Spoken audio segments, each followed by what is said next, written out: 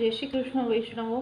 आज આપણે ઠાકોરજીને ધરાવી શકાય એવી એક શ્રમભોગમાં પણ ધરાવી શકાય, એટલે કે હિંડોળામાં પ્રભુને જે શ્રમ પડતો હોય એ શ્રમભોગમાં પણ ધરાવી શકાય એવી એક વાનગી આપણે જોઈશું। આના માટે આપણે ખાંડ લઈશું, પનીર લઈશું અને દૂધનો પાવડર લઈશું। મેં અહીં મોળો માવો લીધો છે। હવે આપણે ગેસ ઉપર ખાંડ મૂકીશું અને ખાંડને કંઈ પણ નાખ્યા વગર ઓગાળવાની છે અને થોડી થોડી ઓગળવા માંડે એટલે એનો ડાર્ક કલર આવવા માંડશે, ત્યારબાદ આપણે એને ધીરે રહીને હલાવવાની છે।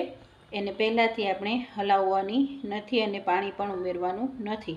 હવે જોઈ શકાય છે કે ખાંડ બરાબર ઓગળી ગઈ છે અને એમાં થોડું શું જલ ઉમેર્યું છે અને મિલ્ક પાવડર અને પનીર ઉમેરીને આ એકદમ આપણે સરસ રીતે મિક્સ કરીશું અને 1 થી સવા ચમચી જેટલું ઘી ઉમેરી અને આ તરત જ બની જતી સામગ્રી છે અને આને તમે મિલ્ક કેક કહી શકો અથવા તો કલાકંદ પણ કહી શકો, એવી આ પ્રભુ યોગ્ય સામગ્રી સિદ્ધ થઈ છે।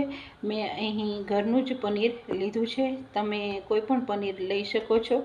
તો આ સામગ્રી તમને કેવી લાગી? જો તમે ગમી હોય તો મારી ચેનલને લાઇક, શેર અને સબસ્ક્રાઈબ કરજો।